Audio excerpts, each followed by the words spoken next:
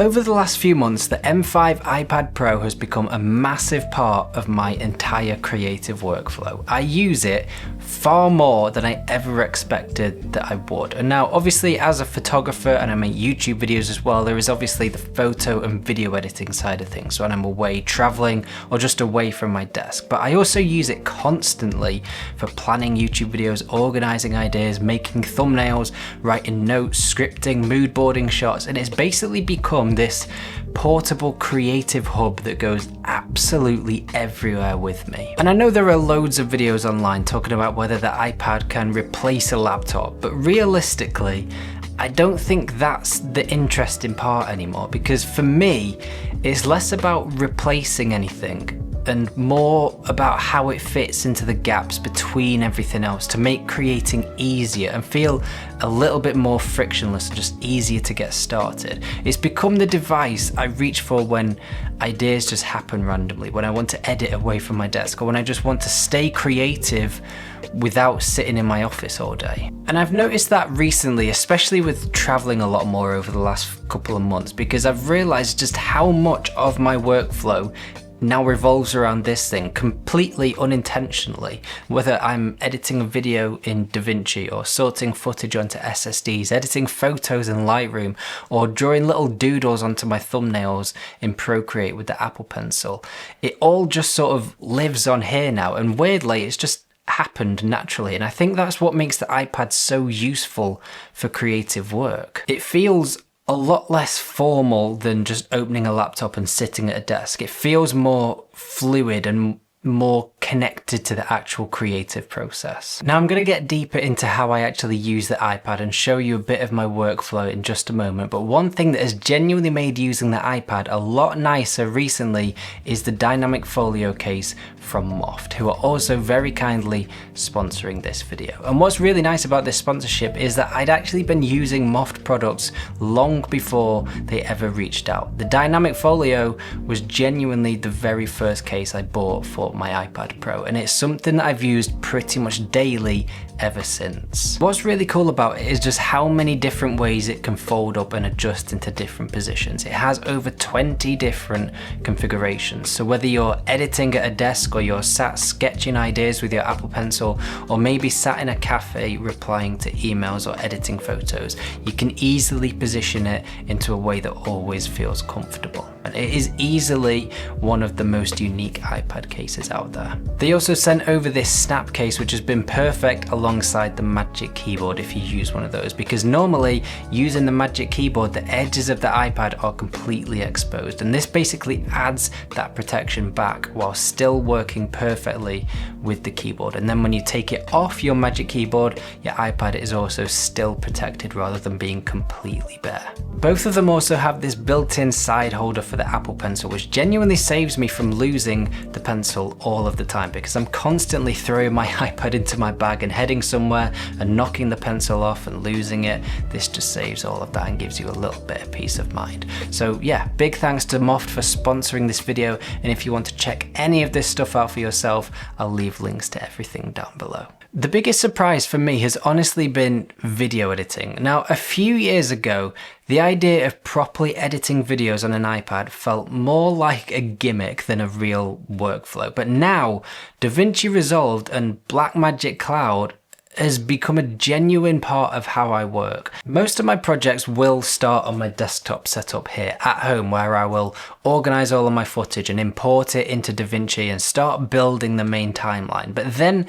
because everything syncs through the cloud, I can carry on editing from basically anywhere instantly. That flexibility has made a huge difference for me creatively, because if I'm traveling or sat in a coffee shop, I can still chip away our project and make progress at it without needing my full setup or even having all of my external drives with me. And I think that has been a big part of why I've been enjoying creating more recently, because sometimes the hardest thing creatively is simply getting started. We all know that. But when your workflow becomes portable and more frictionless. It's much easier to keep ideas moving because you can just chip in and out whenever you can or whenever you want to without even having all of your footage with you. Okay, so I just very quickly want to show you how easy it is to be able to set yourself up on Blackmagic Cloud with DaVinci Resolve and be able to edit across your desktop and have access to it on your iPad and maybe your laptop as well if you just want to be able to edit a little bit while you're out and about on the go. It's just a really quick, convenient way to be able to chip away at your edits wherever you are. So I opened up DaVinci Resolve here. I already have access to the cloud because I've set that up, but if you haven't, you will get another box here saying sign up to Blackmagic Cloud, and then I think it's £7 or £8 a month. It's not very expensive to be able to have access to one project library, and you can add more project libraries if you want to as well. So I already have my YouTube videos project library set up inside Blackmagic Cloud. I have one project set up here already, but I'm just going to show you how to set up a new one. So I'm going to click new project and it's going to bring up this, and then I'm just going to say test. You can then choose the location of where you want it, and this is on your specific computer. You're going to get the same box when you open it up on another device as well, but I'm just going to leave that as the standard location. I don't want to be able to share the project with multiple users because I'm just working on my own, but if you work with other people, maybe you've got an editor in another country, for example, you can allow them access to it as well. Synchronize storage with Blackmagic Cloud. Now this, I always choose sync proxies only because it's just me working. I know that I'm always going to have access to my main footage drive, which is here. So I'm just going to use sync proxies only, and then that means I'm going to use less storage space inside the cloud. I have the 500 gig plan, and with using proxies that is more than enough. There's absolutely plenty. If you choose the original files, that is going to upload everything, so maybe your editor can have full access to it if they need to. But for me personally, I'm just going to use sync proxies only, and I can save a load of space but still be able to edit fully on here. And then if you want to allow camera access, you can. So I'm going to click create, and then you just get DaVinci Resolve as normal, apart from you get a little cloud icon down here, and you can see how much storage and what is going on with the cloud in the background here.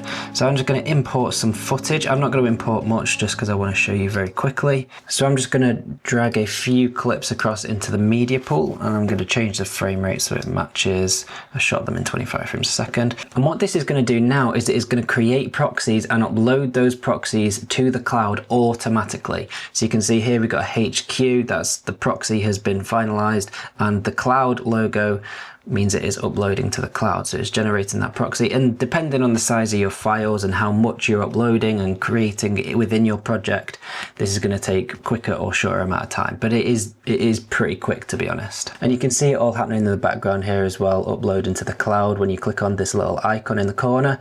So everything is uploaded now, and you can see the files in total are 7 gig in size, these 4 that I've uploaded, but I'm only using 149 megabytes of storage within the cloud. So the proxies take up such a small amount of space, which is why if you have the 500 gig plan, is going to be more than enough for most things. Okay, and now you can see that all of these 4 clips are fully synced. We've got proxies and they're uploaded to the cloud. So now you can just start editing as you normally would and chopping and changing footage around. Let's just drag some random footage into here. This isn't going to make any sense at all. They're just random clips. I'm not going to worry about where I put them. I'm just going to show you as an example. And then let's say that is your timeline for now. I can close this. And what I can then do is go over to my iPad, and I'm just going to open up DaVinci Resolve on my iPad and sign into the same Blackmagic Cloud account that you created on your desktop. And then if you click on the little home icon in the bottom left corner, you can see here we have the projects that we've started. So I have the DJI Osmo Pocket 4 video that I was working on a couple of weeks ago, and I have here the test project that I just started. And if I open it up, I'm just going to choose OK, sync proxies only, and I'm just going to leave the storage exactly where it is. I'm going to click open, and then what it is going to do is you will see that these clips are all red, but what it is doing in the background is it is downloading these proxy files to your iPad. And the good thing about this workflow with your iPad is that it takes up much less storage space on your iPad than if you were dragging and dropping real size files around, because your iPad has much less built-in storage than a desktop computer, for example. And once these are downloaded, it is really quick because they're just small proxy files. Everything is here. You can click playback, you can drag things around, you can go to your media pool and drag extra things in.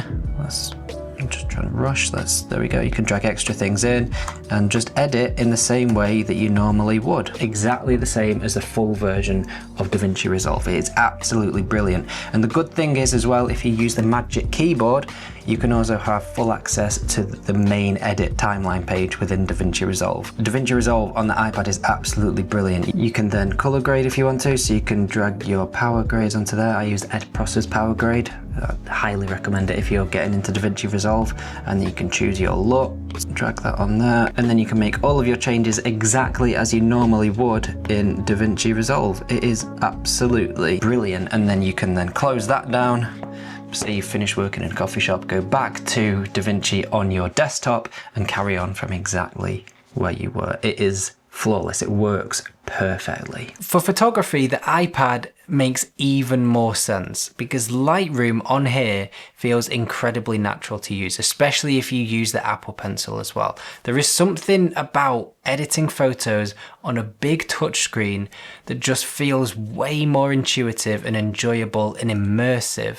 And I'll usually import my photos straight from an SD card and go straight into Lightroom, but you can also use Lightroom with the cloud functionality in a similar way to what you do with Blackmagic for video editing. And then you can kind of go between your laptop or your desktop and your iPad for all of your photo edits. But because the display on the iPad Pro is just so ridiculously good, it's become one of my favorite ways to review photos and edit photos. It is a little bit limited compared to the full desktop version, I will admit that. But while you're out and about, or you're traveling, or you want to get a little bit of editing done, you cannot go wrong with it. But weirdly, and I think quite unexpectedly for me, I think the thing that I use the iPad for the most isn't even editing, it's planning. Pretty much the entire YouTube side of my life goes on here first now. Now I can go between obviously laptop and iPad, but things like video ideas, scripts, thumbnails and sketches, and random late night thoughts for future projects always go on here first onto the iPad. And I think that's because it feels creative when you're using it rather than just productive. Sitting at a desk all day can sometimes make creating feel a little bit too much like work, whereas the iPad makes it feel much more relaxed and natural because you can sit on the sofa sketching a thumbnail or writing scripts in Notion or building mood boards and dragging things around in Milanote without it feeling like I'm forcing myself to work. And I think that's why the iPad for me works so well. Another way that I use it a lot as well is to monitor what I can see when I'm filming these videos. So right now I have it attached to my tripod and it is linked by USB-C to my Lumix S1 II, and I'm using the Lumix Flow app to not only monitor but also control my camera, and I can change all my settings, I can start and stop recording, and I can just generally see what is in my frame much bigger and monitor exposure and color match much easier. Now if you use Lumix cameras, the Lumix Flow app is absolutely brilliant and I highly recommend it. And the iPad, it works perfectly on the iPad. Getting back to the iPad though, I've also realized that I've started using it quite a lot for all of the sort of boring behind the scenes parts of creating that no one really likes to talk about. Things like organizing footage, backing things up and moving projects between drives and just sorting out folders, because all of that stuff becomes way easier when you've just got one very portable device that handles everything. And it is boring and it sounds small, but like I mentioned earlier, reducing friction in your workflow genuinely makes a huge difference over time. Now, the Files app is getting better on iPad for all of this. I do wish that they would just give us a full version of Finder that you get on Mac, but Files is okay. There is things like a progress bar now. When you're moving things around, you can have more than one folder and drag and drop things. It can be a little bit fiddly and clunky sometimes, but I'd say that it is probably 85 or 90% of the way there, and it does make it nice and easy for just while you're out and about, being able to quickly get a few things done. Now, the iPad doesn't fully replace my desktop, but I don't think it ever will. Or I don't think it will ever need to. I still use my main editing setup all of the time for bigger projects and heavier work, but the iPad fills all of the sort of smaller gaps in between. It removes a lot of the barriers that normally stop you from creating, and it allows you to keep ideas moving and make editing more flexible, and it allows me to just work in a way that feels much more natural. It also just makes it really fun to use as well, and I think that is part of the battle we have as creatives as well. It's definitely not perfect though. Like I mentioned, there are still moments where iPadOS can feel a little bit restrictive, like in the Files app, like I spoke about briefly, and some apps can feel a little bit limited compared to their full desktop versions. Final Cut Pro is a very good example of that, but then you look at DaVinci and you have pretty much exactly the same version. I'll nearly always prefer editing on an actual computer, but I think way too many people get caught up in whether something is technically a laptop replacement. But for me, it's more about whether it helps me create more consistently and just enjoy the process more. And I think the iPad really does that. And I think the best technology sort of quietly disappears into the background, and you just pick it up and you start using it without overthinking it.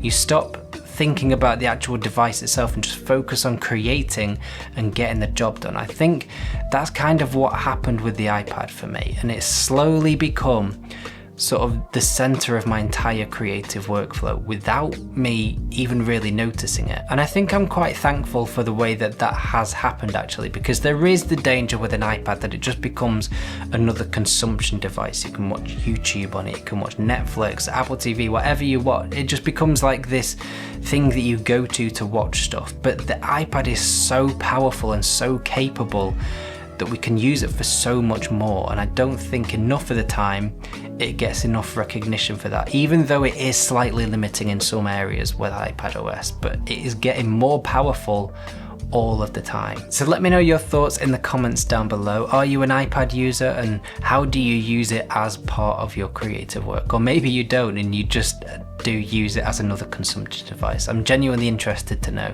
So don't forget to like and subscribe if you like what you see on the channel. A massive thank you for watching if you've got this far. It is really appreciated. And if you want to watch another video on the iPad Pro, I recommend you go and watch this one next. And I'll see